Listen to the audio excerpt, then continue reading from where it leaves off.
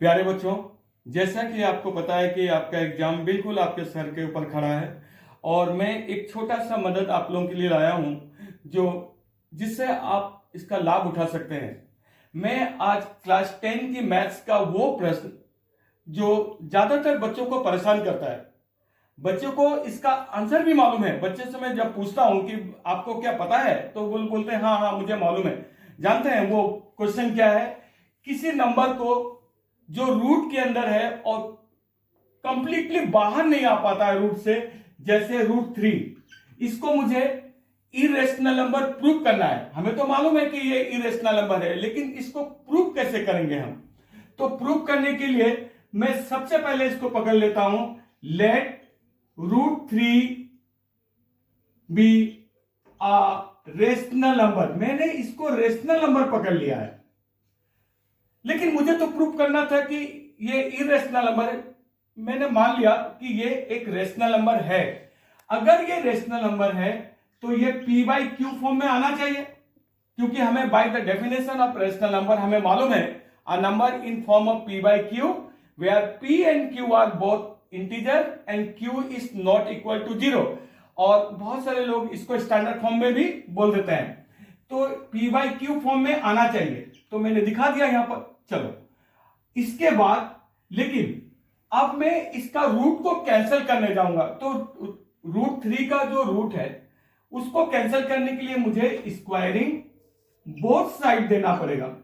तो मैंने क्या किया, p/q का होल स्क्वायर किया और यहां पर √3 का भी होल स्क्वायर कर दिया। अब मैं देख रहा हूं कि p²/q² इज इक्वल टू 3।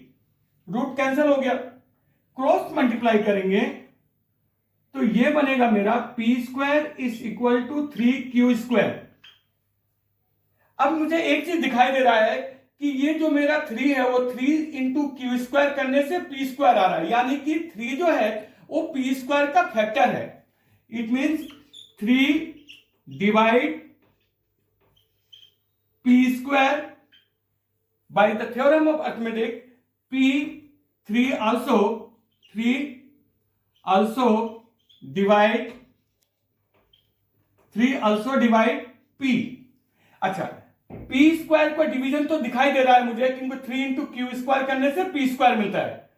जिस तरह से 6 इज इक्वल टू 2 इंटू 3, तो मुझे पता है कि 2 के साथ 2 और 3 को मल्टीप्लाई करने से 6 आता है, यानी कि 2 जो है 6 का फैक्टर है। उसी तरह से यहां पर भी, लेकिन p के लिए मैं क्या करूंगा, मैं एक नंबर पकड़ता हूं, let p is equal to, मैं p के लिए वैल्यू पकड़ने के लिए जा रहा हूं कि p² को तो पता चल गया, मैं 3c ले लेता हूं।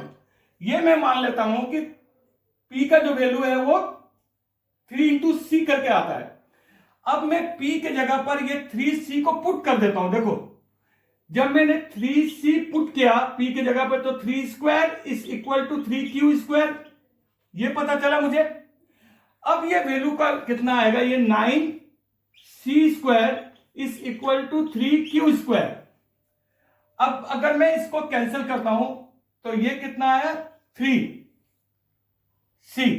अब ये चीज पता चला है कि 3 जो है, यहां पर देखो बच्चों, ये जो है 3c² इज इक्वल टू, ये क्या है, q²।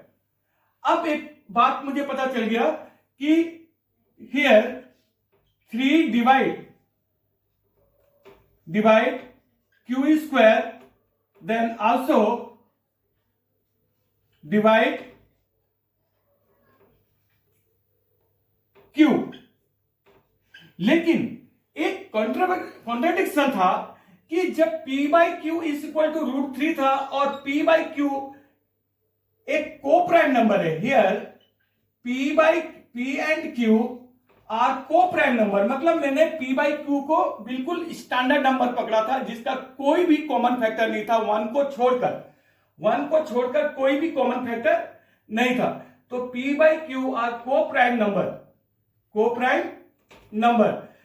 लेकिन जब मैंने इसको सॉल्व किया रेशनल नंबर पकड़ के, तो एक चीज बच्चों तुमने ध्यान दिया होगा कि जो 3 जो है वो P को भी डिवाइड कर रहा है और Q को भी डिवाइड कर रहा है। ये कैसे हो सकता है? ये तो एक तरह का कॉन्ट्राडिक्शन हुआ कि अपने जबान से ही फिसल जाना। मैंने इसको पहले पकड़ा था रेशनल नंबर, फिर कहा कि P बाई Q का कोई भी कॉमन फैक्टर नहीं है 1 को छोड़कर, लेकिन यहां पर P एंड Q का एक कॉमन फैक्टर और दिखाई दे रहा है मुझे 3, यानी कि कुछ तो गड़बड़ हो गया बच्चों। यहां पर वो क्या गड़बड़ हुआ अब मैं तुम्हें बता रहा हूं। गड़बड़ यह हुआ कि मैंने जो एज्यूम किया था वो गलत था। हियर कॉन्ट्राडिक्शन जो हुआ है, contradiction fact that 3P and Q are co-prime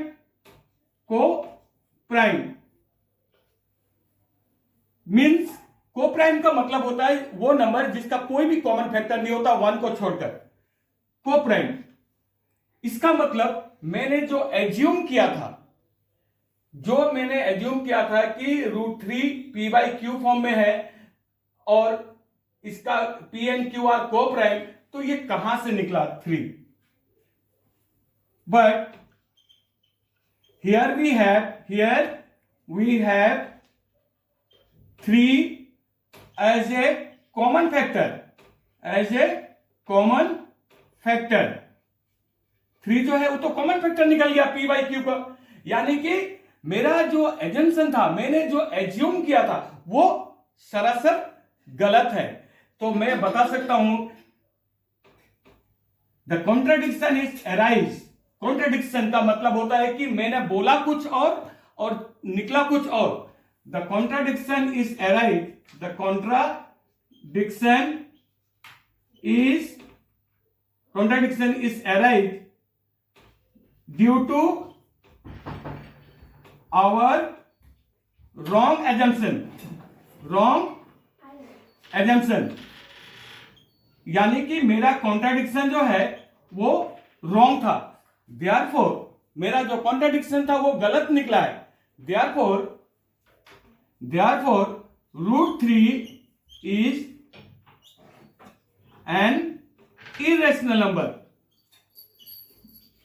मैं एक बात मैं फिर से समझाना चाहता हूं कि ये जो √3 था ये तो 100% इरेशनल नंबर था, लेकिन मुझे इरेशनल नंबर प्रूव करना पड़ा। तो मैंने P/Q फॉर्म में ले लिया था इसको।